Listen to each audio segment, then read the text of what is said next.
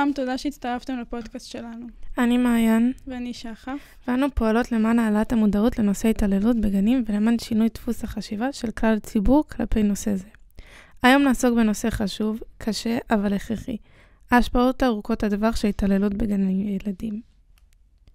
מה קורה לילדים שחוו פגיעה במסגרת שאמורה להיות עבורם מקום בטוח? כיצד החוויות האלה מלוות אותם לאורך חייהם, משפיעות על מערכות היחסים שלהם, על הבריאות הנפשית ואפילו על האופן שבו הם הופכים להיות הורים בעצמם. ננסה להבין את ההשלכות הפסיכולוגיות, החברתיות והרגשיות של פגיעות כאלה, וגם נשאל האם אפשר לרפא את הצלקות שהן משאירות. ואיתנו כאן היום שני מרואיינים שיסייעו לנו להבין את הנושא לעומק, יערה בלחר ואדווה סורוקר. נתחיל עם יערה. יערה היא מדריכת הורים מוסמכת ושותפה במטה המאבק למען הילדים. שלום יערה, קודם כל תודה שפינית לנו מזמנך, נשמח שתציגי את עצמך. שלום מאוד, שמי יערה בלחר, אני אשת חינוך ומדריכת הורים וממנהלי עמותת מטה המאבק למען הילדים, שזו עמותה שפועלת בהתנדבות מלאה למען מוגנות הגיל הרך, הילדים במסגרות הגיל הרך. אילו שינויים מערכתיים נדרשים לדעתך במערכת החינוך כדי למנוע מקרי התעללות בגני ילדים? זה באמת, אוקיי, אז אני חושבת שבאמת אחד הדברים זה הורים, ואני בכוונה אומרת ראשונים את ההורים, כי אנחנו הראשונים והכי חשוב, הכי משמעותיים לילדים שלנו, ואנחנו בעצם אלה שהכי אכפת לנו מהילדים שלנו. אז קודם כל מודעות, הורים שמעורבים וערניים ובודקים ושואלים שאלות, ולא סומכים בעיניים עצומות, כי אמון זה משהו שנרכש, ואני בטוחה שגם הצוות הטוב בעולם מבין שאמון זה משהו שנבנה, אז לבנות אותו באמת בצורה מאוד מאוד בטוחה, בשביל לשמור על הילדים שלנו, כי הם מה שחשוב. אז זה מהצד של ההורים, ולהיות כל הזמן לדרוש ולבדוק שקיפות וכל מה שצריך. ומהצד המערכתי, אנחנו צריכים שיהיה לנו אפשרות לבחור את האנשי צוות הטובים ביותר. ובשביל זה, כידוע, צריך שכר מתאים, כזה שיביא את הטובים ביותר, וצריך הכשרות מתאימות לאלו שנמצאים, בהתפתחות הילד, בתקשורת חיובית, בתקשורת מחברת ומקרבת, אלו דברים שהרבה פעמים כשיהיו את הכלים, אז יהיה גם פחות את התחום האפור הזה, שהוא לא התעללות ככה פלילית, אבל גם שהיחס יהיה יחס מיטיב ככל האפשר. אז יש לנו את העניין הזה של הכשרות, של תקינה, כמות אנשי הצוות לכמות ילדים, הרי 3 נשות צוות, 1 ל10 ילדים, באמת יכולה לספק מינימום צרכים, גם אם היא רוצה, הכי בעולם. אז הכשרה, שכר, התנאים האלו, וכמובן ערנות ומודעות של הורים. כיצד חוויה של התעללות בגן משפיעה על ההורים והמשפחה של הילד הנפגע? אילו אתגרים רגשיים עשויים ההורים בעצמם לחוות, וכיצד ניתן לסייע להם להתמודד עם הטראומה והרגשות הקשים בעקבות המקרה?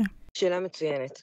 אז באמת אנחנו המון פעמים מתייחסים על מה הילד חווה ומה הילד עובר, ויש לנו פה במערך הזה משפחה שלמה, וביניהם באמת הורים שלרוב באמת מלאים ברגשות אשם. אני יכולה להגיד לכם שגם הורים שהוציאו את הילד שלהם אחרי שבוע, וגם אחרי שנה, וגם אחרי כאלו שמגלים שזה כבר הילד השלישי שלהם באותו גן. ובדרך כלל לרוב מלאים ברגשות אשם.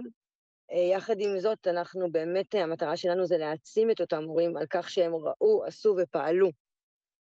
במוקדם ובמאוחר הם עשו את זה והם פעלו, ועל זה אנחנו מנסים באמת ומבקשים להעצים, וגם מפה אני קוראת לאותם הורים באמת ששפו על הפעולה, כי לצערי היום עוד לא מובנת מאליה, ועשיתם ועצרתם את הסבל של הילד. אני חושבת שהטלטלה הזאת, שהיא לכל המשפחה, והמון פעמים גם רק אחרי שמגלים ומוצאים את הילד מהמסגרת, הילד מתחיל להפגין התנהגויות קצת יותר קיצוניות, ואז זה גם יוצר חוסר איזון הרבה יותר גדול בבית, בתא המשפחתי, וכל המשאבים מגויסים לאותו ילד. אז אני ממליצה מאוד מאוד להורים, גם אם זה לפנות להדרכת הורים, אם לקבוצת ייעוץ, יש לנו דרכנו, אפשר ככה, במידה ובאמת יש איזשהו אירוע שאנחנו יכולים לעזור ולנסות לסייע, אם זה טיפול רגשי, באמת לקבל את התמיכה החיצונית הזאת, כי בסוף ההורים הם אלה שגם נשארים להחזיק את זה, ואני רוצה שההורים יעשו את זה בצורה בטוחה, וירגישו שהם מקבלים חזרה את השליטה, כדי להמשיך להוביל את הבית, סליחה, למקום שהוא בטוח, מיטבי, וככה, ואפשר לתקן. אני מאמינה שהאור עולה על החושך, אז אם אנחנו מודעים שהייתה פגיעה. אנחנו יכולים לנסות ולתת את המענה לצרכים שנפגעו, ובעצם למלא בחזרה את הדלי הזה, את המיכל שהתרוקן אצל הילד שלנו, וגם אצלנו בעזרת ייעוץ וטיפול.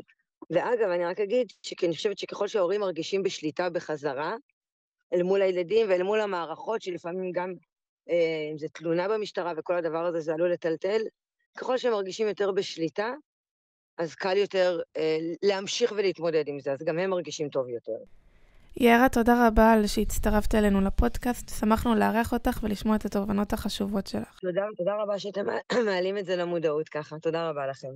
מעיין, כיצד לדעתך טראומה בגיל הרך יכולה להשפיע על הדימוי העצמי והביטחון העצמי בגיל ההתבגרות ובבגרות? לדעתי, ילדים שחווים טראומה עשויים לפתח דפוסים של חשדנות, הימנעות או חוסר אמון בעצמם ובסביבתם, מה שיכול ללוות אותם גם בגיל ההתבגרות והבגרות. אבל כדי להעמיק בנושא, אני רוצה להביא את נקודת המבט של אדווה סורוקר, שמתמחה בפסיכולוגיה חינוכית ובטיפול בילדים ונוער המתמודדים עם קשיים נפשיים.